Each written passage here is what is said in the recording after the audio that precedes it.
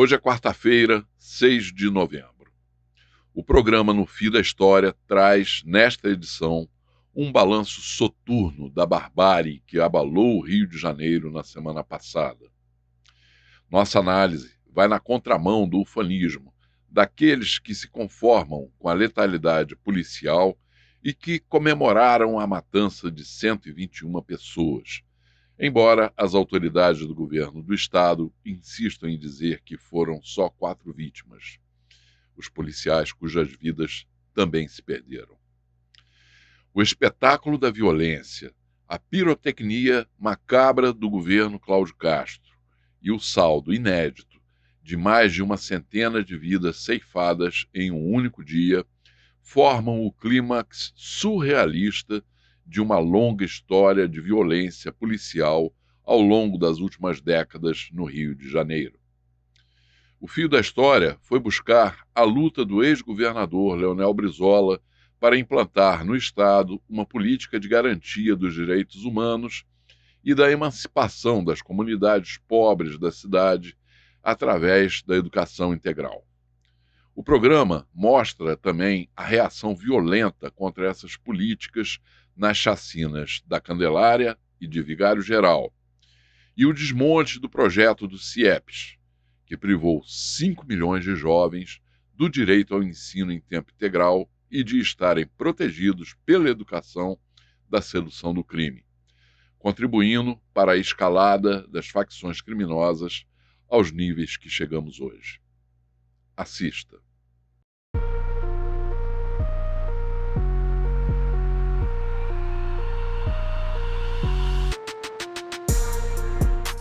Por quê? Após 18 horas da maior matança já realizada na cidade, os policiais das Forças de Segurança do Rio de Janeiro deixaram os complexos da Penha e do Alemão praticamente do mesmo jeito que encontraram na manhã do dia 27 de outubro. A morte de 121 pessoas, a exemplo das inúmeras chacinas praticadas ao longo dos anos pela Polícia do Rio, não aponta qualquer solução visível para o problema do crime organizado. É o próprio secretário de Segurança do Estado que afirma ainda existirem mais de 1.000 fuzis que não foram apreendidos no interior dos 2 complexos e que não há possibilidade de ocupar os territórios.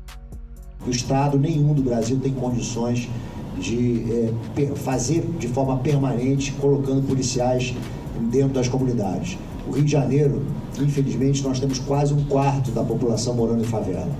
São 1.900 favelas no Rio de Janeiro. Se a gente pegar todo o efetivo, 100% das polícias, 53 mil policiais, e dividirmos pelas comunidades, daria cerca de 7 policiais por comunidade. Então a ocupação não é a solução. Se não há um plano de recuperação e ocupação dos territórios, quais, afinal, os motivos de uma operação que deixa um saldo de 121 mortos, incluindo 4 policiais? A professora Jaqueline Muniz, do Departamento de Segurança Pública da Universidade Federal Fluminense, em entrevista ao jornal Agora, do portal Terra, classificou com a autoridade de uma das maiores especialistas no assunto a ação da polícia como uma, aspas, operação burra para defender a lógica eleitoreira, fecha aspas. A operação foi politicamente um sucesso para o governador, porque a política no Rio de Janeiro há muito tempo tem sido a política da produção da insegurança como projeto de poder, porque o medo é péssimo conselheiro e, nesse sentido, a maximização do medo da população, deixar a população feito barata tonta. Essa operação implicou no esvaziamento do policiamento de 5 milhões de pessoas, como eu apresentei e expliquei ao longo desse tempo todo, né? Sabotou os próprios protocolos operacionais que a PM tem, que a Polícia Civil tem, que a Secretaria de Segurança tem. Esses protocolos são de 2018, derivados da exigência do Ministério Público de Ajustamento de Conduta. Né? Eu, como parecerista também da DPF, conheço por dentro, conheço operações, trabalho com isso, né? Com planejamento e gestão de polícia e segurança pública, né? Dando aula sobre esse negócio, pesquisando. Então, fica muito claro o seguinte.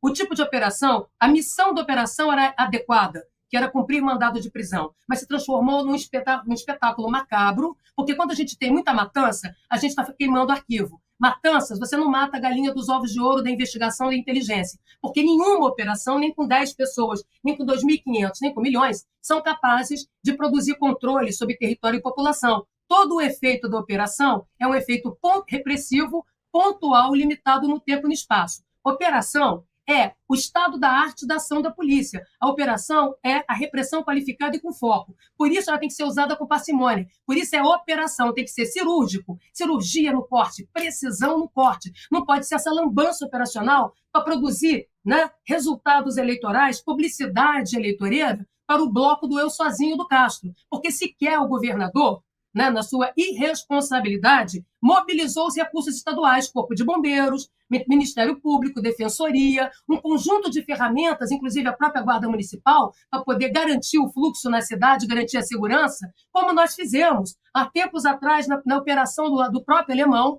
em 2010, quando se entrou no Alemão sem trocar tiro, né? Correto? E garantindo, portanto, o controle, a retomada do território para a implantação das UPPs. Naquele período, como não se tem efetivo de polícia, porque polícia não é chuchu que dá em cerca, o Exército teve que ficar lá por 10, 11 meses. Tá? Então tem que lembrar que para colocar 2.500 na rua, você retirou o policiamento de 5 milhões de pessoas. E você não tem como sustentar isso no tempo, porque polícia é 24 horas por dia, polícia, né, trabalha 24 horas por dia, tem escala. Não é? Então, o que aconteceu? A operação significou comprometer a própria capacidade pericial, investigativa, de inteligência, de policiamento, de patrulha e de resposta no 90. Por isso que nós vimos ataques previsíveis, né, do crime retalhando a ação policial em vários espaços da região metropolitana. A cidade parou, as universidades não puderam dar aula, escolas fecharam, pessoas perderam emprego, não conseguiram tirar seus filhos da greve, da creche, pessoas saíram correndo pela Avenida Brasil, na linha amarela e vermelha. Olha, isso é produzir insegurança? Segurança ou é produzir insegurança? Operações especiais que se originam nas SWATs, nas unidades especializadas, é isso que a DPF cobrou. O que a DPF cobrou é seja polícia com P maiúsculo. O que a DPF cobrou é que a polícia cumprisse os seus próprios protocolos profissionais de uso da força, de desenho tático de operação policial em territórios acidentalizados, em territórios instáveis, com a presença de conflagração. Professora Jaqueline, correto? É isso? A gente chegou num ponto... Não foi isso. Isso não foi cumprido. Só para fechar, Cazé, é um minuto que eu tenho, isso não foi cumprido porque o que interessava era produzir um produto eleitoreiro. Por isso que não se sabe se nós tivemos uma operação Tocaia, no alto do morro, se nós tivemos ali uma operação Troia, se nós tivemos operação Vingança, não é? Por isso está todo mundo demandando informação. Não é? E tem que lembrar que dessa maneira se prestou um serviço ao crime organizado. Tá? Quando a gente mata bandido, supostos bandidos, que a gente nem sabe se o são, o que você faz é economizar, porque o crime organizado é -1. Quando um sujeito é preso, ele custa dentro da cadeia, é o seguro de cadeia. E ele tem que ser financiado na rua, sustentar a família, que é o seguro-desemprego, porque bandidagem é profissão, emprega-se. Tá? Tem que lembrar que o CNPJ do crime, né, da firma criminosa, é dada pelo Estado. Não é? Quem organiza o crime, né, é o Estado, para as pessoas saberem para parar desse delírio, de achar que o crime está de um lado e o Estado está do outro. Não está, não. Tá? É por isso que esses espetáculos são feitos, para ocultar as relações políticas com o crime, que o dinheiro do crime é lavado nas lavanderias de carreiras eleitorais. Professor tá? Jaqueline. Então, a Deus. E a polícia do bem fica envergonhada, desmoralizada, correto? Muitos dos meus alunos dentro do BOP, dentro da COI, eu dou aula para a polícia no Brasil inteiro, correto? Fui gestora de segurança, coordenei a operação que prendeu Elias Maluco no Complexo Alemão sem tiro. Eles estão envergonhados, estão acuados, porque eles tiveram que abandonar seus parâmetros, né, os seus parâmetros profissionais para agir como amador. Você quer um enfermeiro que cuida, um cuidador de idoso operando a sua barriga? Não. Você quer um sujeito que corte a sua picanha e estrague? Não. Então por que você quer um amadorismo no estado da arte da ação policial? Hoje a PM não tem condição de ficar de pé. Exauriu-se as pernas da polícia militar e civil com uma operação burra do ponto de vista técnico, com planejamento precário para atender lógicas eleitoreiras, igual foi no 174. Professor... Em sua edição do último domingo, o Fantástico da TV Globo apresentou, dentro de uma longa matéria sobre a mega operação policial da semana passada, por sinal muito bem afinada com o discurso do governo Cláudio Castro, o que seria um exemplo de um plano bem-sucedido de recuperação de territórios ocupados pelo crime organizado, citando o projeto de urbanização das favelas de Medellín, na Colômbia. Eu estive em Medellín em 2013 e pude ver de perto a transformação implementada nos bairros populares, com a implantação de grandes bibliotecas-parque, escolas, infraestrutura básica, teleféricos e outros serviços públicos. O modelo chegou a ser copiado, em parte, durante o governo Sérgio Cabral, após a operação policial, com apoio do Exército, que marcou a ocupação por meses, em 2010, do mesmo complexo do Alemão, principal palco da chacina da semana passada. Mas eu também vi de perto, bem antes disso, projetos ainda maiores e mais efetivos realizados pelo ex-governador Leonel Brizola em seus 2 governos no Rio de Janeiro e combatido ferozmente pela TV Globo e pelas elites cariocas. Logo ao assumir o governo fluminense pela primeira vez, no início dos anos 80, Brizola iniciou o primeiro projeto de urbanização de favelas do Rio. Paralelamente, estabeleceu uma política de segurança pública que restabelecia, depois de 20 anos de regime autoritário, com suas práticas arbitrárias, os direitos humanos para toda a população fluminense. Um projeto piloto foi realizado na favela Pavão Pavãozinho, na zona sul da cidade, que recebeu um grande investimento público em serviços e infraestrutura, entre eles a abertura de uma rua pavimentada até o alto do morro, que o jornalista Zósimo Barroso do Amaral, colunista do Jornal do Brasil e depois também do Globo, descreveu como uma estratégia criada por Brizola para facilitar a fuga dos bandidos. Essa era a tônica da resposta da imprensa e das elites às tentativas de Brizola para dar dignidade e ocupar efetivamente as comunidades carentes com o poder público. Brizola, então, lançou o maior programa educacional já criado, por definição do próprio patrono da educação brasileira, Paulo Freire, em toda a América Latina. Os Centros Integrados de Educação Pública, os CIEPs, onde crianças e adolescentes das comunidades pobres passavam o dia inteiro estudando, se alimentando com 3 refeições diárias, com atendimento médico e odontológico, atividades físicas e culturais e, principalmente, protegidos da sedução do crime. Os CIEPs sofreram uma campanha implacável capitaneada pela TV Globo e por o Globo, que por fim conseguiram ajudar a eleger governantes para suceder Brizola, como Moreira Franco e Marcelo Alencar, que destruíram o grande projeto educacional trabalhista. Estima-se que boa parte dos 5 milhões de jovens privados, desde o abandono do programa, de terem acesso ao ensino de tempo integral dos 500 CIEPs construídos por Brizola, possam ter, desgraçadamente, contribuído para aumentar as fileiras do crime organizado aos níveis atuais. Com o abandono também da política de direitos humanos de Brizola, a rotina da matança foi restabelecida no Rio de Janeiro, como apontou o ex-governador em entrevista ao programa Roda Viva da TV Cultura em 1989. Eu acho que as elites do nosso país estão cegas a respeito da questão da violência. O atual governo do Rio de Janeiro, o governo Moreira Franco, é um governo elitista, nitidamente elitista. Pois bem, como é que ele trata o problema da violência? Procurou destruir aquele programa do CIEPs, a escola pública está daquele jeito, professorado em crise, praticamente o ensino público desmantelado, o particular indo no mesmo caminho.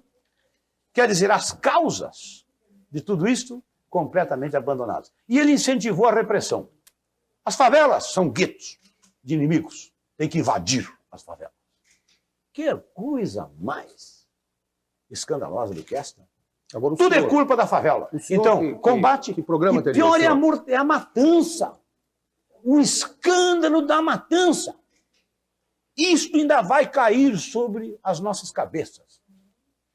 Mais de 3.000 jovens foram mortos com mais de 20, 30 perfurações de bala de guerra. Inclusive crianças, menores. Governador, mas isso ninguém identifica mais esses cadáveres. Isso também acontecia no seu governo, governador. Desculpe, que o senhor faz eu mantive um combate firme ao Esquadrão da Morte, consegui consegui identificar muitos deles, trabalhamos junto com a igreja e esse problema dessa matança indiscriminada praticamente parou no meu período. Então dizem, aumentou a criminalidade. Claro, isso aí é uma onda de todo um período histórico de abandono da população, onde todos os dias são jogadas milhares de crianças para os desvios de conduta, para as primeiras práticas da inconduta. Então, o que acontece? É preciso, neste país, haver um grande esforço. Eu gostaria de dizer que se amanhã ocupar a presidência da República, eu vou desenvolver um grande esforço de coordenação. Não só junto da população, das comunidades, das suas instituições, mas especialmente junto aos governos dos estados e municípios. Precisamos trabalhar em conjunto em duas frentes. Governador. Uma reprimindo, procurando controlar. Não há dúvida que tem que ser com o uso da força, do policiamento ostensivo, de uma polícia competente, não brutal, que desrespeite os direitos de todo mundo. Os pobres parece que não têm direito à inviolabilidade do lar. Metem a bota, como estão fazendo no Rio de Janeiro? Fazendo criminosos? Não. Uma polícia que atue com o máximo de eficácia possível. Mas, simultaneamente, nós vamos tratar de desenvolver uma verdadeira cruzada de salvação das nossas crianças e de salvação dos nossos adolescentes. Aí está o viveiro infindável de ondas sucessivas de jovens que são jogados na violência e na criminalidade. Agora, essa atitude cega, brutal das elites, mandando matar, francamente, isso é como incentivar a violência e a criminalidade. Ela está marchando cegamente contra si mesmo, porque qualquer dia vão poder viver somente dentro de muros, com guaritas e metralhadoras, como estão fazendo muitos potentados da vida brasileira, que estão até importando serviços do estrangeiro, porque têm medo de atribuir a sua segurança aos brasileiros. Com o retorno de Brizola ao governo fluminense em 1991, a política de direitos humanos defendida pelo líder trabalhista foi desafiada violentamente pelos setores da polícia inconformados com o controle do Estado e a suspensão da matança.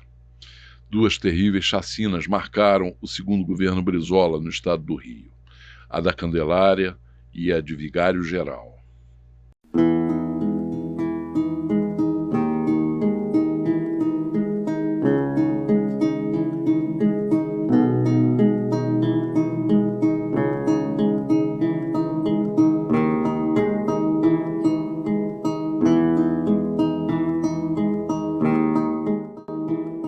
Acompanhava a chacina da Candelária, mas não sabia que o sobrevivente, Wagner, era meu irmão. Eu sabia que eu tinha um irmão chamado Wagner, mas não sabia que era ele.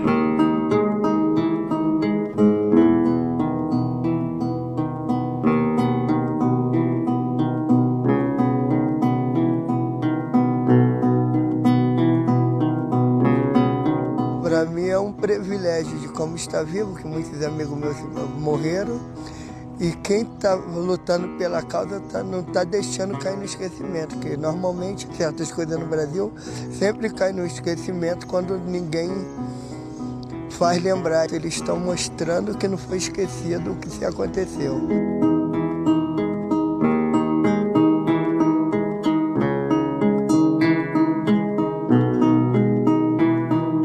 O movimento de familiares é muito forte, né? Então eles também contribuíram muito para que eu fosse essa pessoa de hoje em dia, né?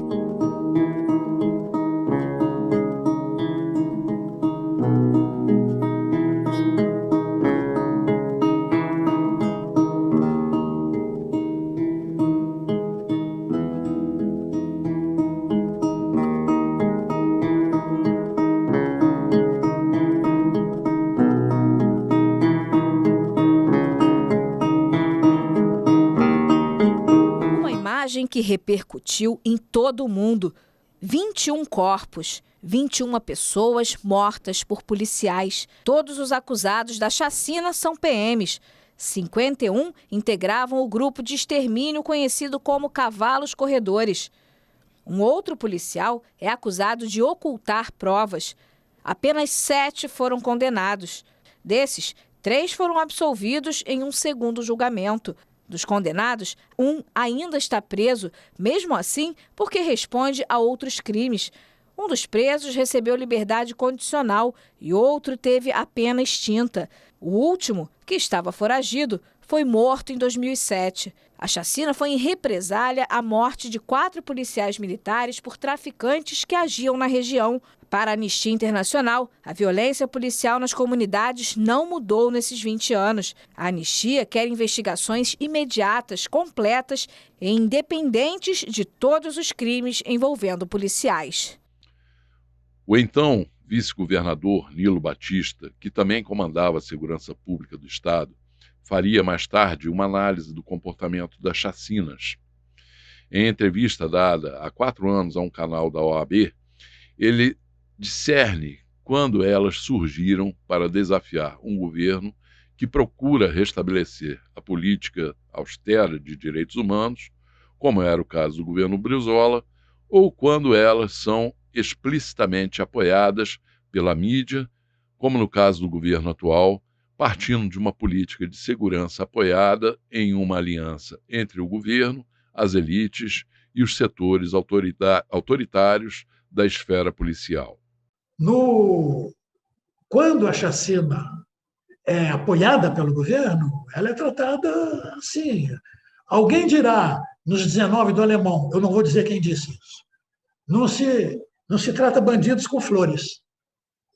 Uma querida liderança de esquerda que não se tocou sobre a questão criminal, eu acho que até hoje não se tocou. Eu falarei o nome por razões muito óbvias, porque isto é um equívoco numa liderança generosa, popular, com compromissos populares, etc. Mas este é o problema. Ou é saudada, como as autoridades do Rio saudaram, os 28 de Jacarezinho, né? O silêncio do Moreira sobre os 11 adolescentes de Acari, né, dizimados pelos policiais do 9º Batalhão, pelos cavalos corredores.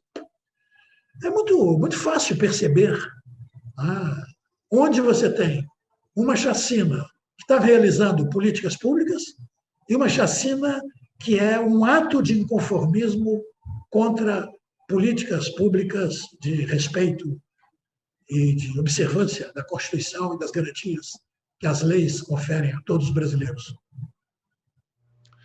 A relação direta entre a falta de uma política honesta de resgate das populações oprimidas das comunidades pobres através da educação e o aumento dos níveis de violência policial foi definida de forma clara pelo educador e antropólogo Darcy Ribeiro, vice-governador na primeira gestão de Leonel Brizola e mentor do programa pedagógico dos CIEPs. No mundo só há CIEP. Os imbecis não sabem. A escola de turno é uma perversão brasileira. Nenhum lugar do mundo a criança está abandonada. Por quê? Porque a cada criança tem uma escola onde ele passa o dia inteiro. Ele vai às 7, 8 da manhã e sai de tarde. Então não há criança abandonada. O Brasil um dia tem que fazer isso. É claro, sobretudo no centro metropolitano.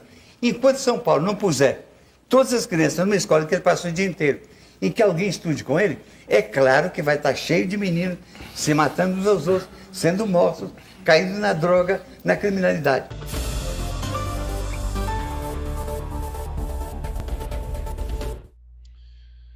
Bom, vimos aí a matéria sobre a história, vamos dizer, dos últimos 30, 40 anos da questão da segurança pública no Rio de Janeiro, desde o início do primeiro governo Brizola até hoje.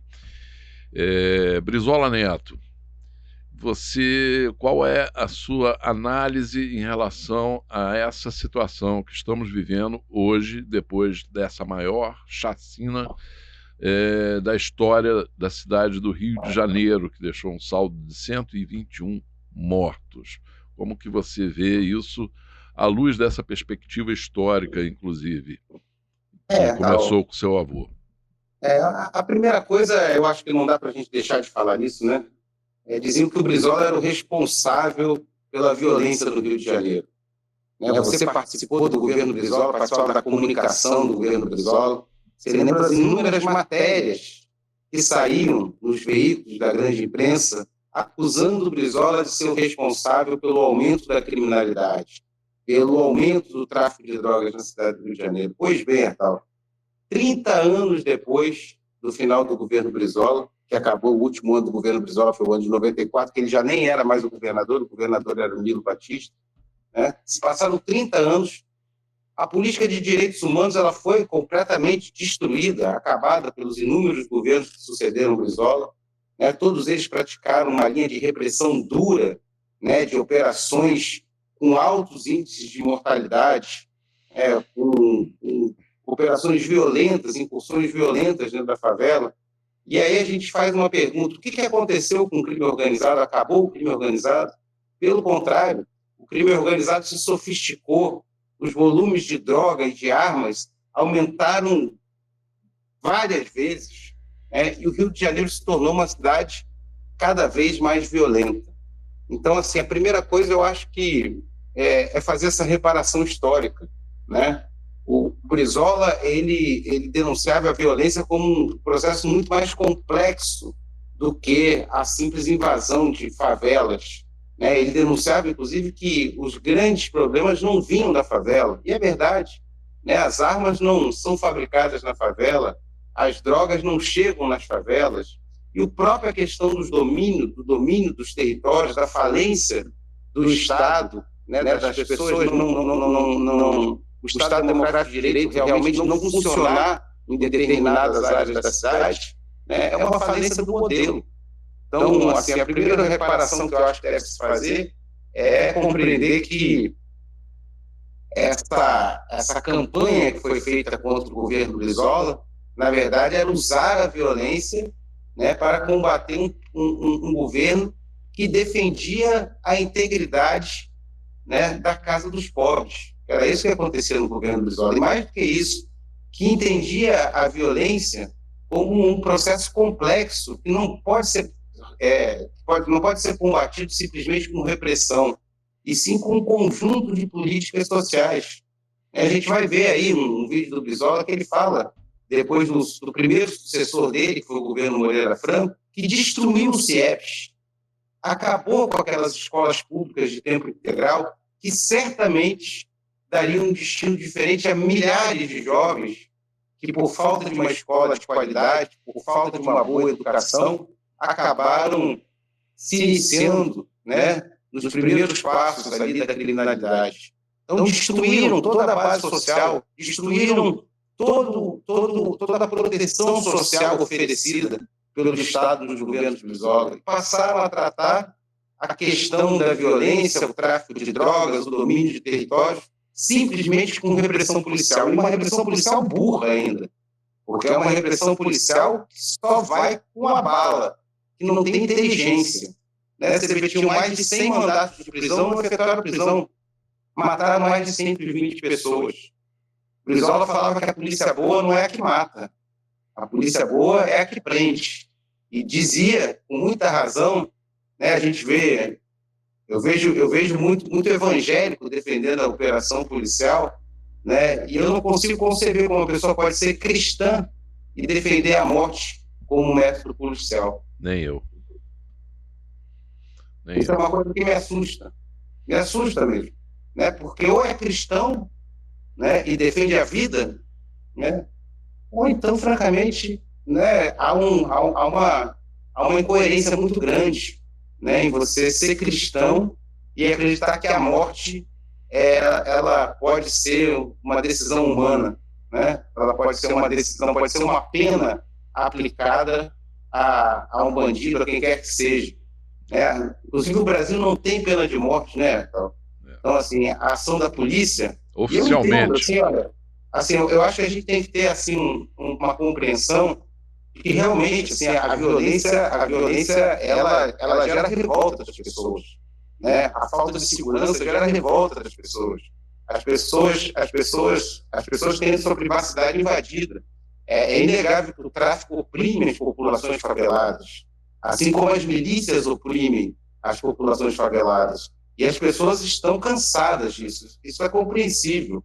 O que não é compreensível é, num Estado democrático de direito, num país que não tem pena de morte, você aplaudir uma ação da polícia que entra, julga e aplica ali mesmo a pena que não está prevista na legislação, que é a pena de morte. Porque a gente sabe que muito ali das mortes que ocorreram não foram em confronto. E a perícia, né, não sei se essa primeira perícia aí pode ter sido controlada, mas talvez outras perícias, já que os corpos foram preservados, né, pelo Supremo Tribunal Federal, elas vão revelar que muitas mortes, certamente, elas ocorreram depois dos bandidos estarem rendidos. Então, eu acho que contra isso nós temos que nos indignar. Né? Essa questão da matança, essa questão da subversão do Estado de Direito, né? de policiais que atuam, né? Sem respeitar a legislação. Essa questão ela tem que ser observada. E a outra questão que precisa ser observada, né, é que qual o sentido dessa operação? Houve a retomada do território? Você vai lá hoje no Complexo do Alemão, ele está livre do tráfico? O próprio secretário de Segurança falou, né, que não se apreendeu nem 10% dos fuzis que tem ali no Complexo do Alemão, não se apreendeu nenhum grande chefe do tráfico, não se apreendeu nenhum grande valor do tráfico, simplesmente fizeram uma operação, mataram 120 pessoas para continuar tudo como estava. Ou pior, né? Porque cada vez que se brutaliza ainda mais essa guerra, a tendência é que a violência retorne com ainda mais força. Uma pirotecnia macabra, né? Como disse a professora Jaqueline Muniz, eleitoreira e burra, né? Agora, você lembrou a política de direitos humanos e a proposta do seu avô de resgatar, né, essa população pobre e oprimida, né, através da educação. Eu me lembro muito bem do início do programa do CIEPS, quando o Brizola e o Darcy lançaram o programa do CIEPS. E uma coisa que eles diziam era o seguinte: ao voltar para o Brasil, depois dos 15 anos de exílio dele, o Darcy voltou um pouco antes, mas eles encontraram aqui uma situação completamente diferente daquela que eles deixaram em 1964. Eles deixaram o Brasil no momento que o país ainda tinha a maioria da sua população no campo. Quando voltaram, encontraram exatamente o quadro oposto. A população nas cidades, o inchaço das cidades, o fenômeno das favelas cada vez mais latente e a criminalidade que começava a se disseminar, né, nesse ambiente, né? Então eles viram que não adiantava mais aquele modelo tradicional de escolas de meio turno, que precisava de uma escola integral. E foi aí que criaram o programa do CIEPS com esse objetivo de transformar a realidade dessas populações e também tirar os jovens desse ambiente do crime, da marginalidade.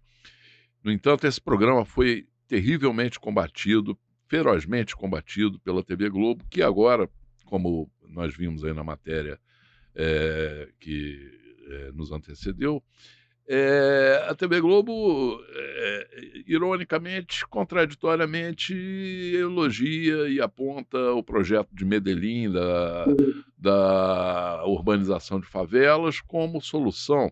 Quando eles combateram o primeiro projeto efetivo de urbanização de favelas do Rio de Janeiro, que foi feito por Brizola, no seu primeiro governo ainda, né? No do Pavão, né? Pavãozinho. Eu até lembrei na matéria o Zósimo Barroso do Amaral, que disse que aquela rua, aquela ladeira que foi pavimentada pelo governo do estado até o alto do morro, que era para facilitar a retirada de lixo e o próprio fluxo da população, ele disse que aquilo ali o Brizola tinha feito aquilo para facilitar a fuga de bandidos.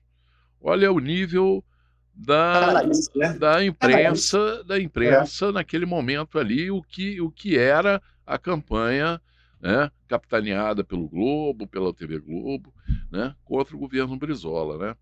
Então, essa questão da mídia, né, você vê que o Nilo depois ele coloca muito bem a questão das chacinas. Existem as chacinas que são aceitas e até apoiadas pela mídia, pelas elites, né? E aquelas que vêm em confronto, como vieram as chacinas da Candelária e de Vigário Geral, a um governo que defendia uma política austera de direitos humanos. Eu acho que esse papel da mídia também é muito importante, né? Agora mesmo você viu aí a cobertura da TV Globo, nesse caso, do Complexo do Alemão e da Penha, essa mega operação, a TV Globo praticamente endossando as posições do governo Cláudio Castro. E detalhe, não sei se nem todos repararam, mas a TV Globo se baseia em imagens, inclusive, de uma equipe de repórteres cinematográficos, que eles dizem que são repórteres independentes. Bom, são repórteres independentes, mas trabalharam para a TV Globo, né? Então, ela estava lá desde o início acompanhando essa operação, né? Então, essa é uma aliança também muito macabra, né? Sem dúvida. Eu acho que isso é até mais profundo, sabe, Etal? Isso é o que a Globo defende. Isso, se for além, você vai ver que tem a ver com o modelo econômico brasileiro, né, que enxugou o Estado, né, que transferiu os recursos do orçamento do Estado para o sistema financeiro e foi desmontando a rede de proteção social. Os CIEPs, os programas de habitação, os programas de assistência social, a saúde, né, a urbanização das áreas periféricas. O Estado foi abandonando isso tudo. O Estado brasileiro abandonou seu processo de industrialização.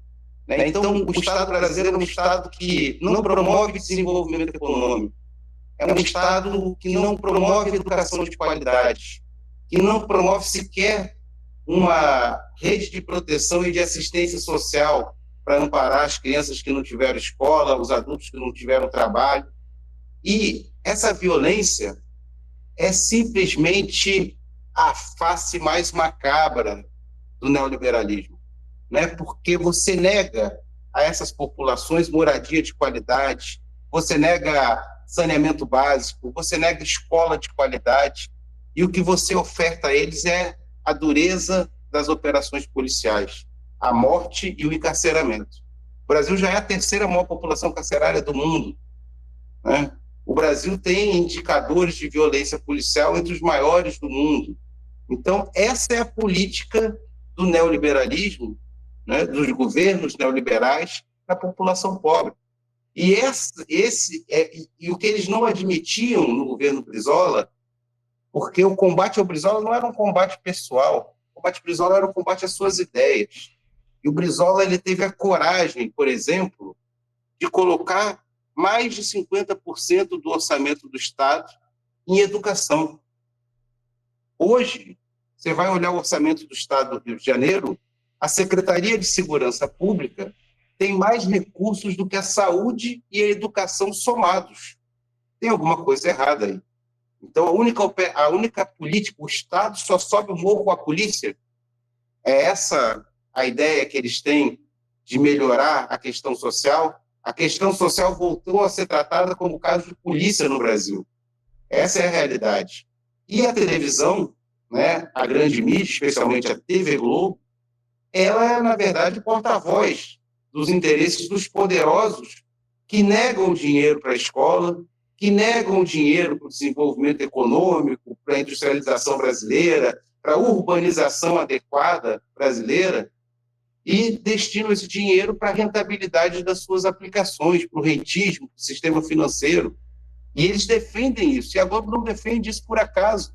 Você vai ver o horário nobre da Globo. Quem anuncia no horário nobre da Globo? São os barões da Faria Lima, são os grandes bancos. Então, essa é a realidade, né? E por isso a Globo combateu tanto. Eu estava vendo um exemplo.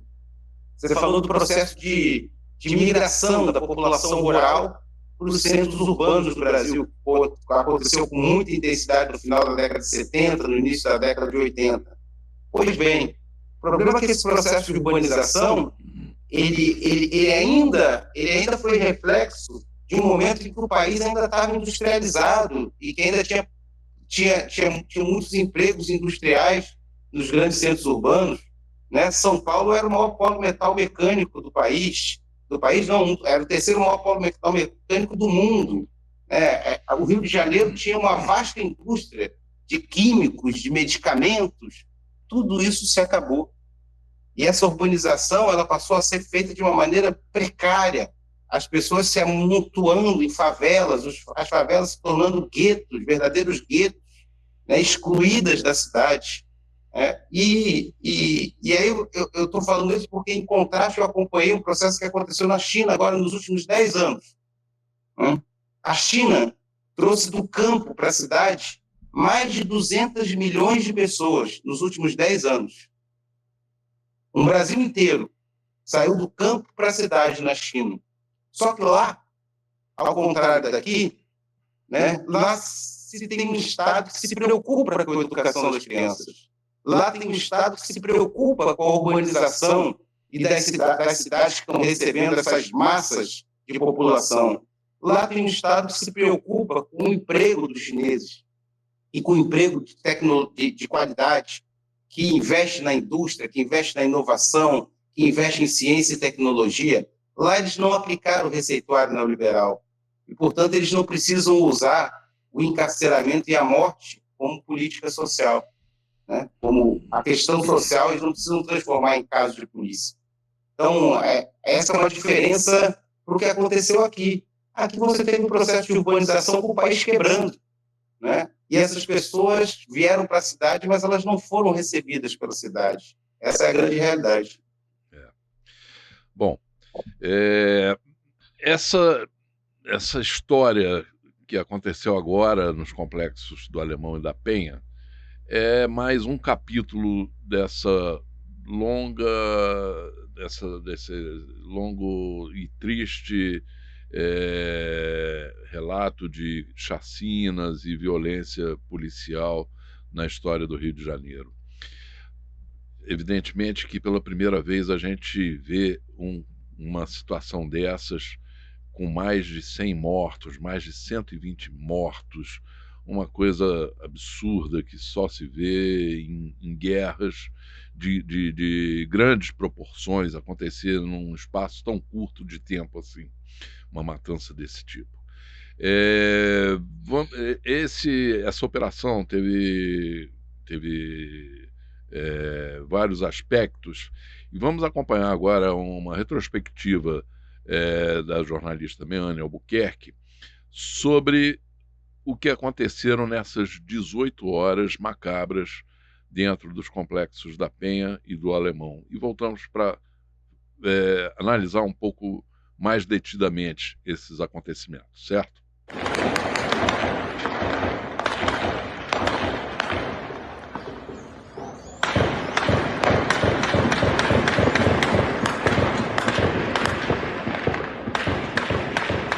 O dia 28 de outubro de 2025 ficará marcado com sangue na história do Rio de Janeiro. A Operação Contenção, deflagrada pelas polícias militar e civil contra traficantes do Comando Vermelho nos complexos da Penha e do Alemão, na Zona Norte, deixou um saldo de 121 mortos, sendo 4 policiais, e figura como a mais letal já realizada até hoje em favelas da cidade.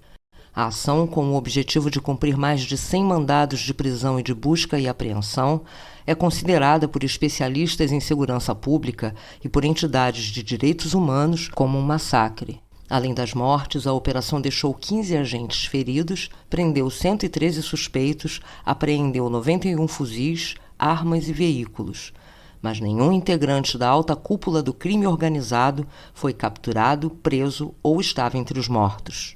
Os traficantes foram encurralados por policiais no alto de uma área de mata na Serra da Misericórdia, que fica entre as comunidades da Penha e do Alemão. O cerco foi batizado pelos agentes de Muro do BOPE. Imagens selecionadas e divulgadas pelo governo do estado, incluindo algumas captadas por câmeras corporais, mostram cenas do cerco aos criminosos e de agentes feridos sendo resgatados por companheiros. Após a matança, as equipes da polícia deixaram o local. Os mortos permaneceram no chão. Não houve isolamento da área para a preservação de provas. Não houve perícia. Havia sinais de execução, pessoas com pernas e mãos amarradas, mutiladas e até decapitadas. Pela manhã, os próprios moradores retiraram os corpos e os estenderam enfileirados no meio da praça.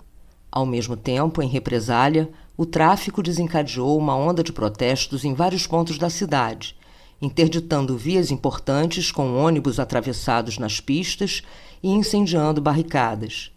O Rio de Janeiro parou. Escolas, universidades, postos de saúde e lojas fecharam. Os ônibus foram recolhidos nas garagens e muitas pessoas não saíram de casa. Ruas e avenidas ficaram vazias. A mega operação de segurança resultou, enfim, em mais medo e insegurança para a população.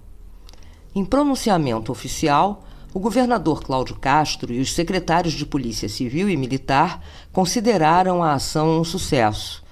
Já a Defensoria Pública da União e organizações como a Anistia Internacional e o Human Rights Watch, entre outros, emitiram notas criticando a alta letalidade policial.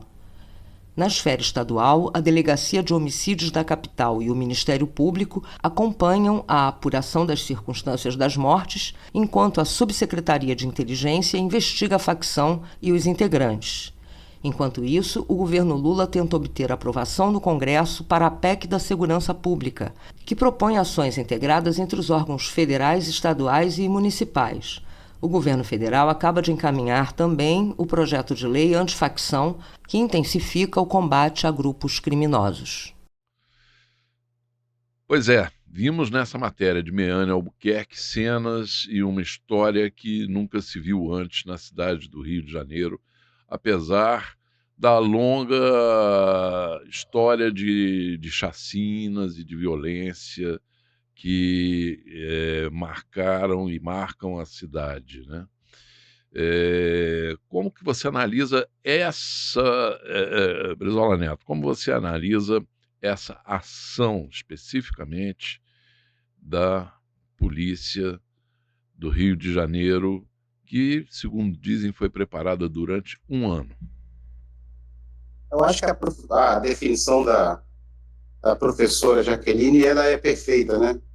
É uma ação burra e, ao mesmo tempo, eleitoreira, né? Então, assim, quando você olha aquilo ali, é uma chacina brutal, né? É a barbárie, é o Estado de Direito, né? Em nome da polícia, assumindo a barbárie como método, né?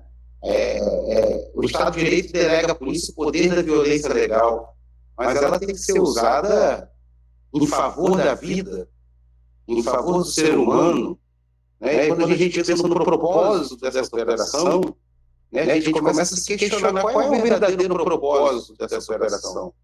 É criar um clima de comoção, de medo na sociedade do Rio de Janeiro, é fazer propaganda de um governo falido e corrupto, como é o governo do governador Cláudio Castro, que está sendo investigado por escândalos milionários, né, aí pela justiça brasileira.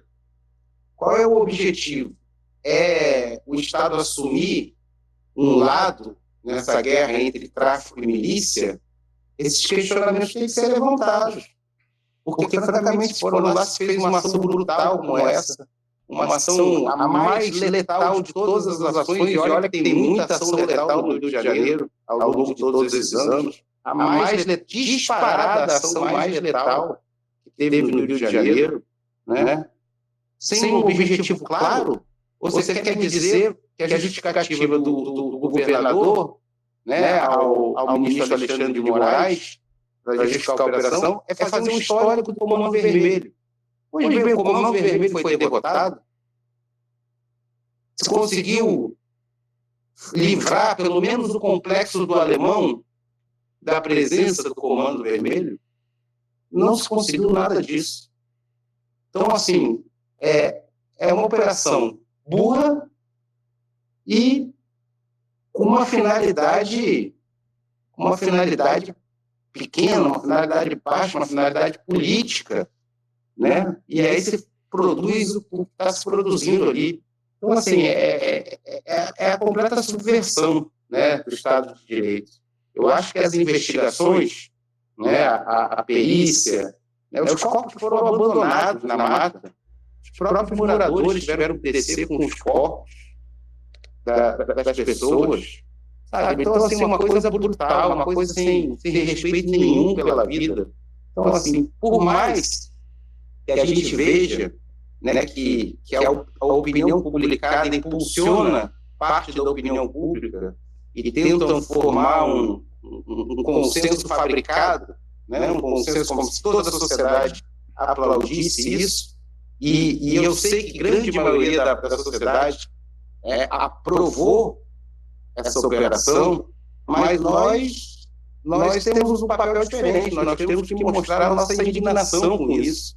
Isso não é Estado de Direito, isso é o Estado do Rio de Janeiro assumindo a barbárie como método, a morte como método policial, e nós não podemos aceitar. Nós temos o nosso papel é justamente criticar uma operação tão letal, né, criticar o papel, sim, da polícia. Eu sei que tiveram 4 policiais que morreram, perderam suas vidas, eles também são vítimas. Aliás, essa é uma questão que eu acho que é importante, né? Policial não é nem herói nem bandido. Policial é um servidor público que está lá amando do poder constituído, do seu comandante, e numa operação desse tamanho, certamente do governador. Então, o governador determinou que fossem lá e matassem as pessoas da maneira que mataram. O governador que determinou que os policiais fossem colocados em risco da maneira que foram colocados para nada. Eu acho que esse é o questionamento que a gente tem que fazer.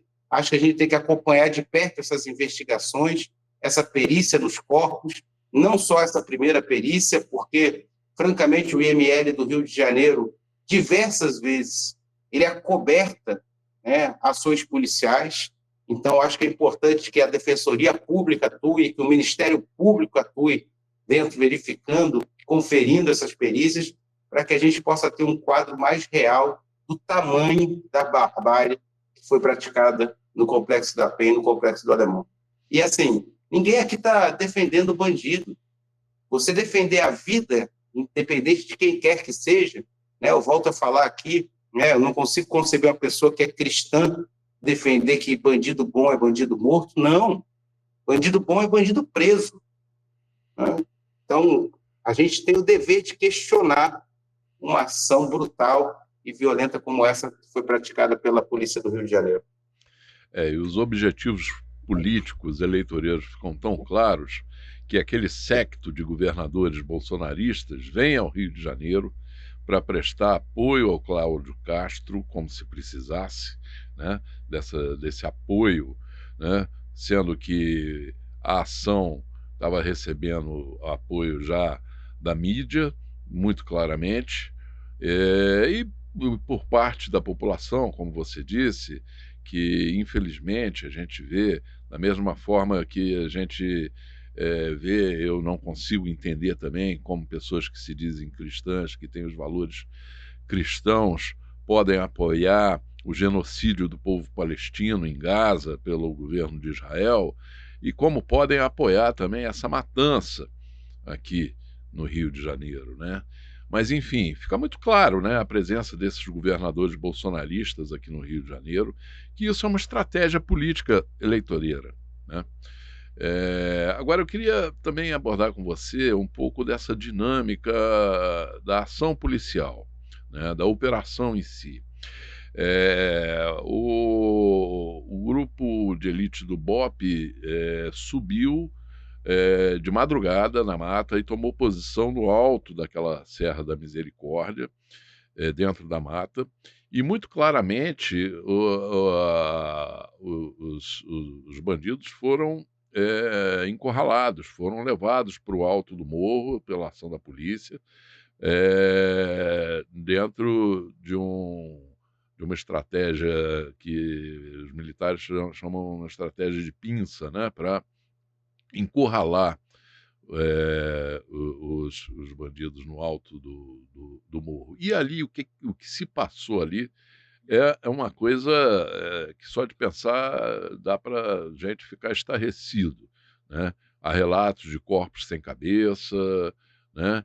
Então, não posso conceber que houve um mínimo de dignidade ali naqueles confrontos. Como é que você viu?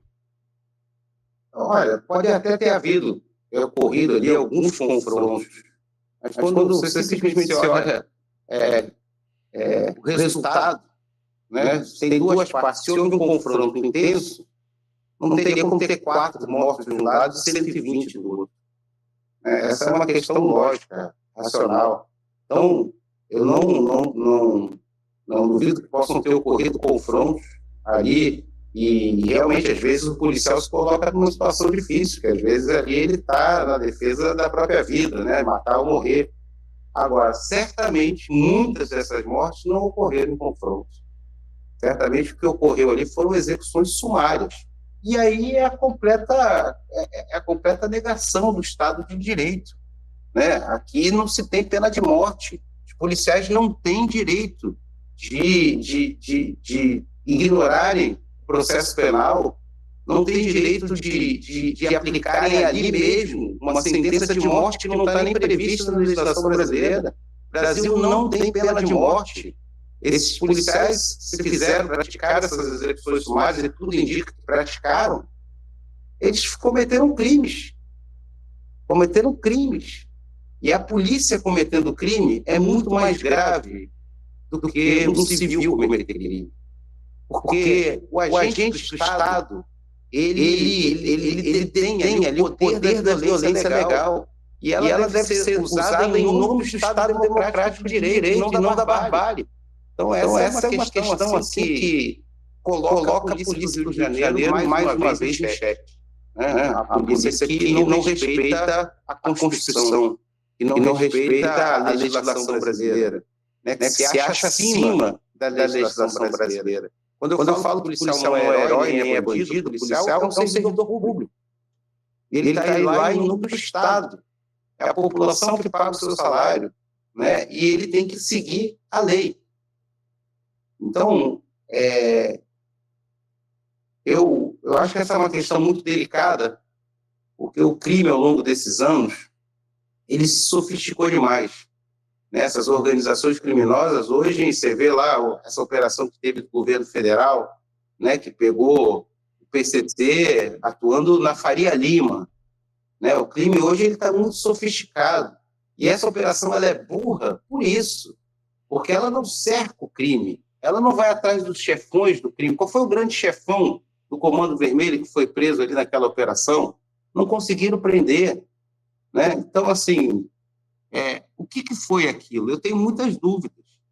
Existe uma guerra no Rio de Janeiro entre a milícia e o tráfico. Uma guerra. Né? E a milícia e o tráfico, na verdade, só tem esse nome, mas elas não se diferem mais em nada. Porque se, por um lado, o tráfico aprendeu com a milícia a explorar economicamente o território, na venda de casas, na venda de botijão de gás, no fornecimento de internet, a milícia também passou a fazer tráfico de drogas. E aí eu me pergunto, será que milicianos infiltrados na Secretaria de Segurança do Estado, né, fizeram o Estado tomar parte dessa guerra de organizações criminosas? Eu tenho minhas dúvidas também. Tá? Bom, fato que nos últimos tempos o Comando Vermelho vem aplicando duros golpes à milícia na região do Jacarepaguá. É fato também que o bolsonarismo tem laços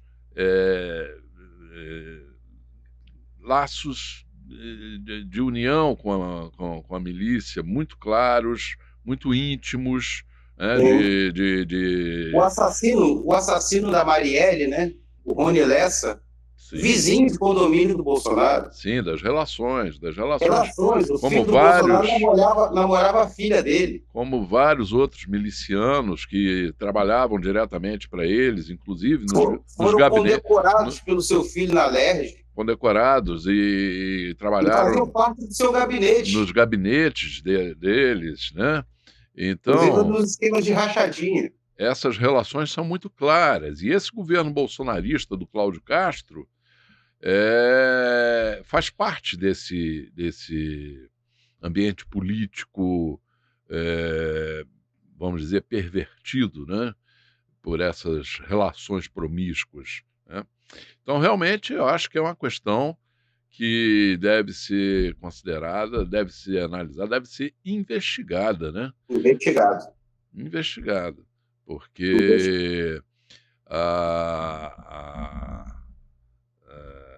frase do Cláudio Castro é muito representativa da barbárie desse pensamento bolsonarista violento, que ele disse que nessa matança toda só teve 4 vítimas, né? Essa frase é dele e foi repetida também pelo seu secretário de Segurança. É uma situação lamentável que a gente pode ver hoje nesse governo do Rio de Janeiro e que nos choca terrivelmente, né? Principalmente quando vemos todo o esforço de seu avô há 30, 40 anos atrás, na tentativa de fazer prevalecer uma política de direitos humanos, de justiça, né? Para todos, né? Para todos. Sim, e um governo que entendia a questão da violência como algo muito complexo, como uma doença da sociedade, um fruto da desigualdade social, da falta de oportunidades e, claro, também, né, da falta de controle de determinados territórios. Eu lembro do Brizola falando assim que ele defendia o combate à violência em 2 campos, né? Um é o campo do investimento social, do investimento do desenvolvimento, da urbanização desses territórios. E outro era o investimento de uma nova polícia. Uma polícia que usasse inteligência, uma polícia que fosse investigativa, uma polícia que se preocupasse em prender e não em matar, uma polícia, mais do que isso, que tivesse a capacidade de combater as organizações criminosas naquilo que são o seu verdadeiro objetivo, que é o dinheiro.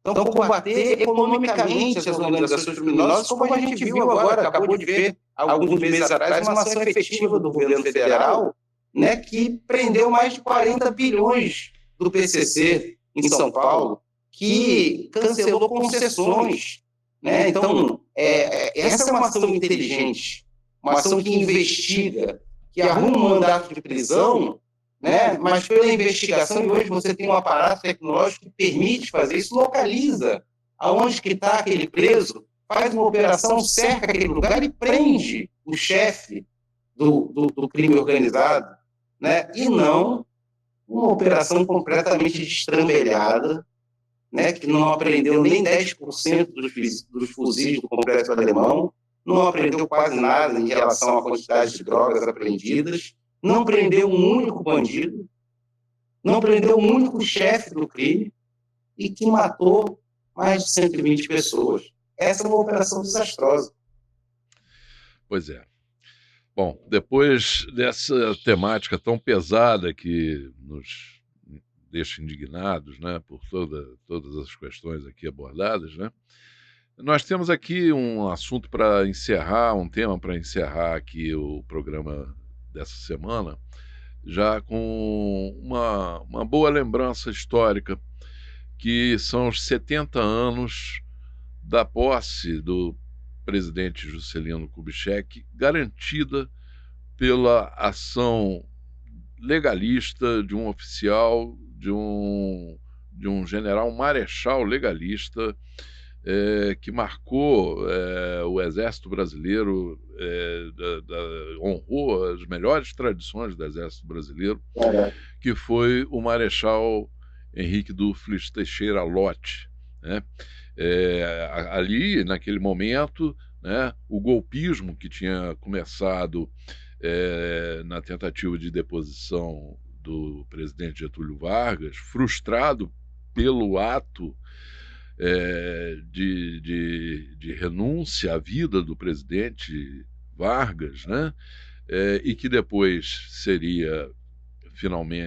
teria sucesso em 1964, aquilo ali já fazia uma parte desse contexto golpista, né? Mas foi um momento de vitória da democracia que a gente quer agora reverenciar ao final desta edição do No Fio da História. Eu acho muito importante reverenciar a memória do Marechal Lott, né? Marechal Lott, um marechal comprometido com a soberania nacional e com a democracia brasileira. Era um militar que tinha profundo apreço pela Constituição, né? A questão da legalidade para ele era o juramento militar que ele fazia quando jurou defender a Constituição brasileira. Então, acho que a gente lembrar, né, fazer essa memória, o Marechal Lott, que foi candidato a presidente na chapa do João Goulart em 1971, né? Que naquela época se votava separado para presidente, para vice-presidente. O Marechal Lott, naquela ocasião da posse do Juscelino Kubitschek, ele teve uma ação fundamental, porque se falava que Juscelino não poderia se candidatar. Se candidato fosse, não poderia disputar a eleição. Não poderia ganhar a eleição. E se ganhasse, não poderia tomar posse. E esse manifesto, né, que depois foi assinado por diversas lideranças civis e militares, né, ele garantiu a posse do Juscelino e permitiu ao Brasil, né, evitar mais um golpe, porque as tentativas de golpe passaram a ser sucessivas, né, que culminaram. A gente teve em 54 uma tentativa de golpe, como você disse muito bem, interrompida pelo ato de coragem do presidente Vargas. Teve na eleição do Juscelino, depois em 71 de novo uma tentativa de golpe, impedida pelo Brizola com a campanha da legalidade. Finalmente, em 64, eles atingiram o seu direito e conseguiram promover um golpe que, muito mais do que militar e parlamentar, foi um golpe imperialista.